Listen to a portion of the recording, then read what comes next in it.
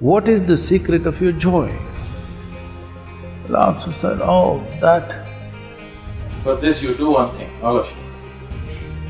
Start today, okay? This is a simple exercise everybody must do. At the end of the day, you sit in your bed and look back on the whole day.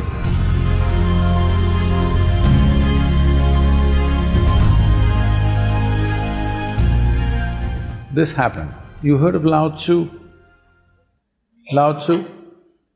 Lao Tzu is a celebrated Zen master. Today, even then, he gathered a certain number of disciples around him. It's part of the Zen tradition that when the master or the guru is dying, people gather around for a final message. So at the age of 83 or 84, he was passing. So people gathered around him and asked him, Master, what is the secret of your joy? You know, he faced lot of extreme situations in his life. He was accused of things that he had never thought of, and he went through troubles. So people asked, you went through so many things, but you were always joyful. What is the secret of your joy? Lao Tzu said, oh, it's just that every day in the morning when I woke up, I used to get a question.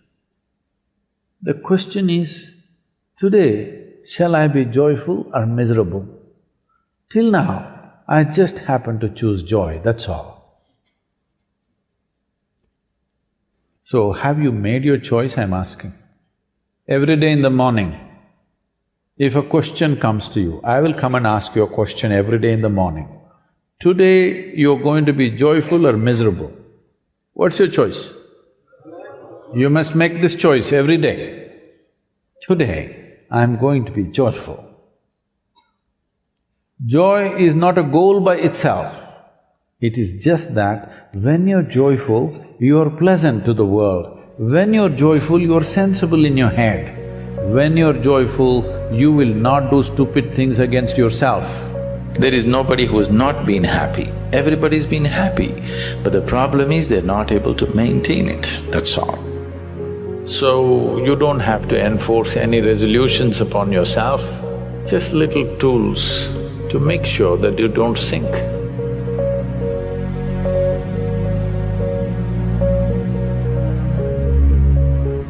Suppose, let's say your life is done, you're on your deathbed, tomorrow you're going to die. If you look back and see, is it all worthwhile? Have you done things that you really wanted to do? Don't look at it at the end of your life, you must look at it at the beginning of your life. Suppose you're on your deathbed, you're going to die, maybe you lived 100 years, but look back and see, has life been worthwhile? Have you done things that really matter to you or no? Because most people get truthful only if death is imminent. Otherwise, they know how to lie to themselves and to everybody. Most people tell the truth only when you put a gun to their head, unfortunately. I'm saying don't wait for somebody else to put the gun, you put it tonight and watch. Suppose I'm going to die now, have I done things that are really worthwhile in my life? Things that I could be proud of, things that are worth spending my life upon? Has my life been done this way? If you just look at this, you will make an impact on the society, whatever you do. Whatever you do, you will make an impact.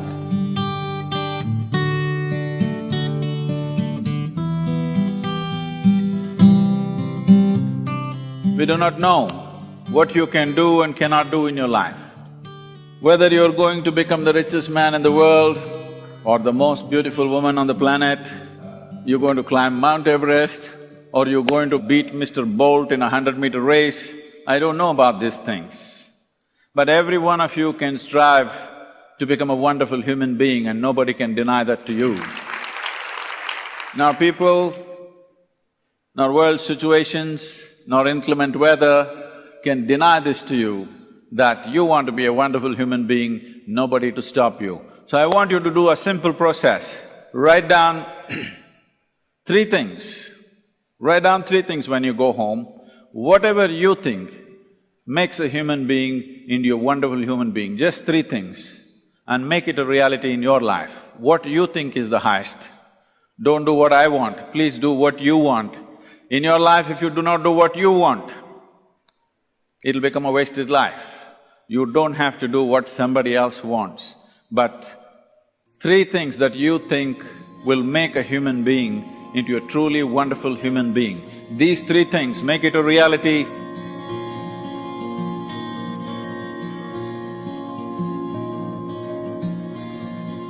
As it is said, a man is ill only because he does not know how to be still.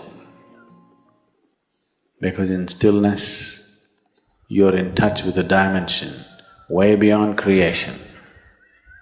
So if one has to attain to that grace, at least a certain amount of stillness has to enter your life. For this to happen, a certain level of silence has to enter your life.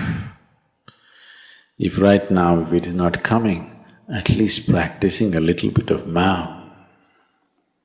In an hour, if you're speaking 1,573 words right now, how many more? How many words do you spit out in a minute? 1,573, you're actually doing that many? I thought that's impossible. Okay, I believe you. So whatever number you're doing, see if you can articulate the same things that you're saying with half the number of words. Suddenly you will become extremely conscious of everything. Right now, our oral diarrhea is happening. If you're doing 1573, it's diarrhea, okay. Now, if you have to hold back half the words and still say the same things, now you have to be very conscious, otherwise you cannot say it. Just try this and see. Tomorrow, one day. In an hour, normally what number of words you utter, make it half. Don't curtail your activity, still say the same things, but with half the words. How wonderful the whole world will feel, you know.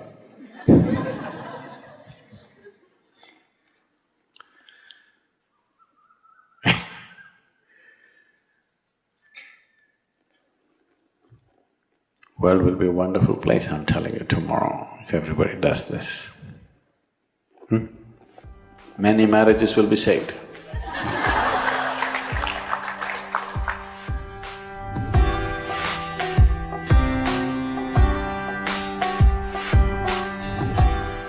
This is a simple exercise everybody must do. At the end of the day, you sit in your bed and look back on the whole day from the morning you got up, how you've been going around. You will see 90% of the time you're quite stupid. I'm being generous with percentage, believe me. If you're given little work, if you're just given little responsibility, suddenly you become so important. You become bigger than the universe suddenly. How many times you expanded beyond the size of the universe? If you look at it, you will see most of the time it's bloated. How many times you became immortal, that is, you're not conscious of your mortality. And how many times did you walk around looking at people and things around you without any sense of involvement? Just three things, you watch out. You will see, you will have to laugh through the night. Don't start crying. Just learn to laugh at your stupidity. You will see, all the rubbish you carry will turn into manure very fast. And manure is good for growth, you know. Yes.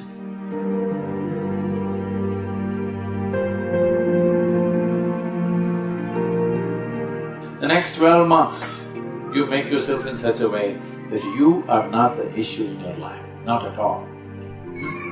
Can you do this to yourself? You deserve this, I'm telling you. That you're not the trouble. Only if somebody is causing trouble to you, some trouble in your life. If you sit alone, you're never the trouble. Make yourself like that. For this you do one thing, all of you. Start today, okay? One thing that you don't want yourself to be. One small aspect, okay? Drop it today. Every full moon day, drop one more thing. However small it is, but concrete step, not big things. No, I will give up my anger. I don't believe such nonsense. You can say, from now on if I get angry, I will just shut my mouth, I won't say anything. This is doable. Yes? I will not get angry is not… right now not doable, isn't it? So like this, one concrete step every month you take about yourself. Something that you do not like, something that you feel is not necessary for your life, one little thing dropped every month. In 12 months' time, you will be a wonderful human being, that you are not an issue. Do that to yourself, you deserve this and it's worth it, isn't it?